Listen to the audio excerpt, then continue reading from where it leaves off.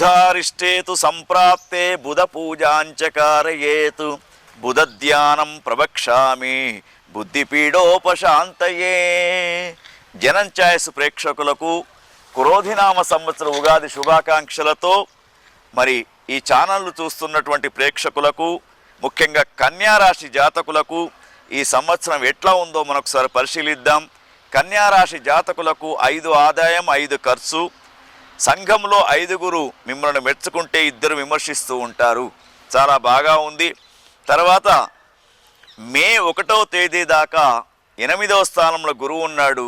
మే 1 నుండి 9వ స్థానంలో గురువు వస్తున్నాడు. చాలా అనుకూలమైనటువంటి పరిస్థితులు కనబడుతూ ఉన్నాయి. 6వ స్థానంలో శని భగవానుడు ఉన్నాడు.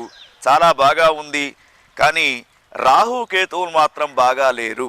7వ స్థానంలో రాహువు, జన్మంలో కేతువు ఉన్నాడు కాబట్టి, అయితే మనకు గురువు శని బలం ఉంది కాబట్టి గత 2 సంవత్సరాల కంటే ఈ సంవత్సరం వ్యాపార విషయంలో కానివ్వండి, ఉద్యోగ విషయంలో కానివ్వండి అధికారుల యొక్క మెప్పును పొందుతూ ఉంటారు. గత 2 సంవత్సరాల నుంచి పీడిస్తున్నటువంటి అనారోగ్య బాధలు ఏవైతే ఉన్నాయో అవన్నీ కూడా దూరం అయిపోతూ ఉంటాయి. ఈ సంవత్సరం మీకు చాలా అనుకూలంగా ఉంది.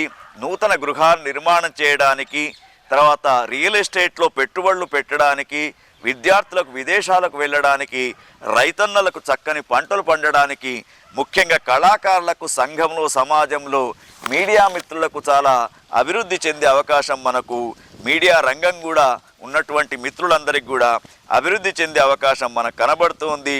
కాబట్టి మీరు కేవలము రాహు కేతువులకు సంబంధించినటువంటి పూజాది కార్యక్రమాలు చేసుకోండి. విష్ణు సహస్రనామ స్తోత్రాన్ని కానివ్వండి, భగవంతుని యొక్క ఆరాధన చేయండి. మీకు అనుకూలమైనటువంటి పరిస్థితులు ఏర్పడుతూ ఉంటాయి. ఓం తత్సత్.